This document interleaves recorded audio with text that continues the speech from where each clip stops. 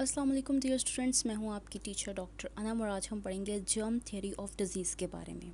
एंथोनियो van लीeuwenhoek पहला person था जिसने माइक्रो ऑर्गेनिजम्स के बारे में बताया। उसने क्या किया कि एक सिंपल माइक्रोस्कोप को लिया और उस माइक्रोस्कोप के नीचे उसने मुख्तलिफ सैम्पल्स को देखा और उसने फाइंड किया कि उन सैम्पल्स के अंदर बैक्टीरिया और प्रोटोजो जैसे माइक्रो ऑर्गेनिजम्स पाए जाते हैं।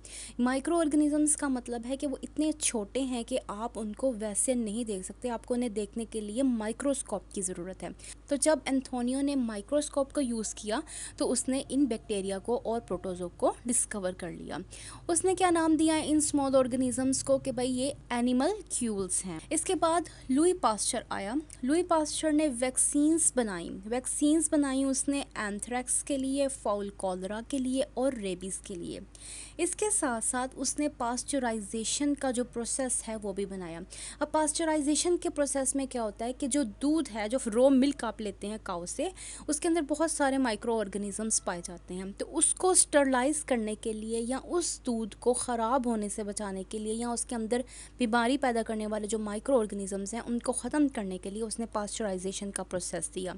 पास्चराइजेशन में क्या करते हैं कि दूध को एक ख़ास टेम्परेचर तक गर्म किया जाता है ताकि उसके अंदर मौजूद सारे के सारे माइक्रो ऑर्गेनिजम्स जो हैं वो ख़त्म हो जाए। इन दो कामों के साथ साथ उसने प्रूव किया कि माइक्रो ऑर्गेनिजम्स जो हैं वो डिज़ीज़ पैदा करते हैं या बीमारी पैदा करते हैं। लुई पास्चर और एंथोनियो के काम को देखते हुए रॉबर्ट कोच ने आगे काम करना स्टार्ट किया और उसने आइसोलेट किया या अलग कर लिए एंथ्रेक्स के बैक्टीरिया को, और वो भी शीप के खून में से। यानी कि एक शीप जिसको एंथ्रेक्स की बीमारी थी, उसने क्या किया, उसका खून लिया और उस खून के अंदर से उस बैक्टीरिया को अलग किया जो कि एंथ्रेक्स बना रहा था। इसके साथ साथ उसने ट्यूबरक्लोसिस के और कोलरा की बीमारी को बनाने वाले माइक्रो ऑर्गेनिजम्स को भी अलग किया या उनको भी दरियाफ्त किया। इसके साथ साथ अपनी इन तमाम ऑब्जर्वेशंस के ऊपर या अपने इन तमाम कामों को देखते हुए उसने जर्म थ्योरी ऑफ डिजीज़ दी, जिसके अंदर 4 पोस्टुलेट्स हैं, यानी कि उसके 4 नुकात हैं। अगर आपसे कोई बात करे कि कोच के पोस्टुलेट कौन से हैं, तो इसका मतलब है कि वो जर्म थ्योरी ऑफ डिजीज़ की बात कर रहे हैं। और अगर आपसे कोई जर्म थ्योरी ऑफ डिजीज़ की बात करे तो इसका मतलब है कि वो कोच के पोस्टुलेट्स की बात कर रहे हैं। अब जर्म्स थ्योरी ऑफ डिजीज़ के 4 पोस्टुलेट्स हैं। सबसे पहले है कि जो ख़ास ऑर्गेनिज़म है वो एक ख़ास डिज़ीज़ या एक बीमारी के साथ पाया जाएगा। फ़र्ज़ करते हैं कि इस माउस को बीमारी है। अब उस बीमारी को पैदा करने वाला जानदार जो है इस माउस के अंदर ही पाया जाएगा। अगर आप हेल्दी माउस को लेंगे तो उस हेल्दी माउस के अंदर वो ऑर्गेनिज़म या माइक्रो ऑर्गेनिज़म नहीं होगा। तो आप क्या करेंगे कि आपने जब इस डिज़ीज़ माउस को या वो माउस जिसको बीमारी है उसको देखा तो आपको उसके अंदर बीमारी पैदा करने वाले जरासीम मिल जाएंगे, जबकि यहाँ पर जो कि हेल्दी माउस था वहाँ पर आपको नहीं मिलेंगे। तो ये पहला पोस्टुलेट है कि जब भी कोई बीमारी होगी तो उस बीमारी को पैदा करने वाला माइक्रो ऑर्गेनिज़म उस जानदार के अंदर पाया जाएगा।